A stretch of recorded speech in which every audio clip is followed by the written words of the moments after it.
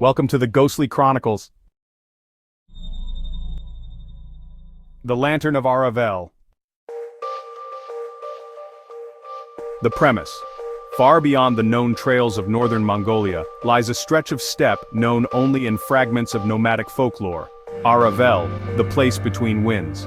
There's no official record of it, no markings on any map, but scattered tribes whisper of a single lantern floating in the vast emptiness. Those who follow it find a city not of stone or sand but silence, and silence is the only law there. Because if you speak inside Arah'Vel, something hears you, and it answers back.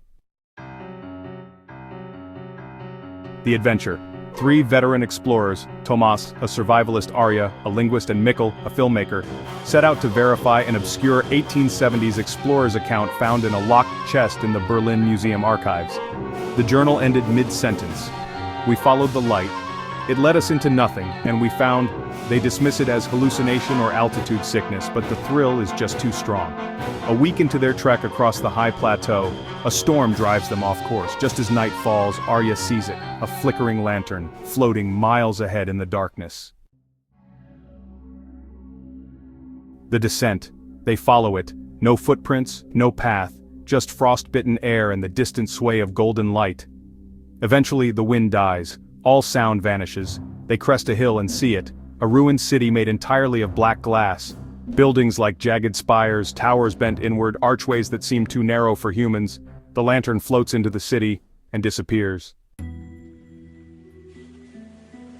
The rules. At the gate, strange glyphs line the walls. Arya translates quickly. No voice shall be raised, no breath wasted, no echo made, or it will remember.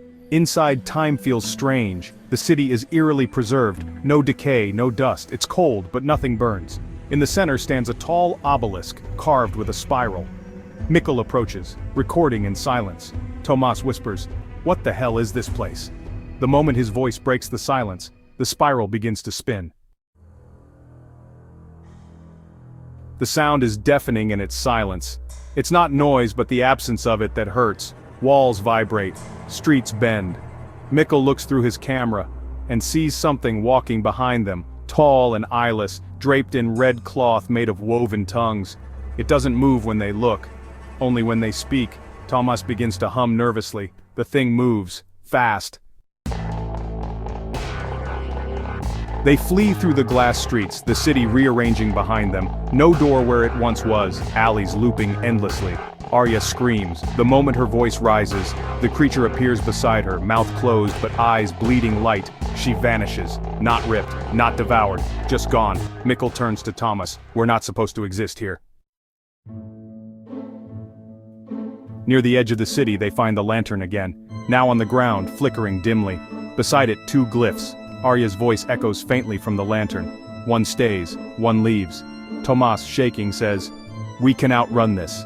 But Mikkel speaks. "I'll stay. Someone needs to tell the story." Tomas grabs the lantern. The city collapses behind him as he runs. Sound slowly returning, like a heartbeat restarting. He makes it to the edge. Weeks later, Tomas is rescued. He's dehydrated, frostbitten, but alive. He never speaks again, not a single word, but he draws, obsessively, the same spiral over and over, and at night he stares at a small, flickering lantern that now hangs above his bed.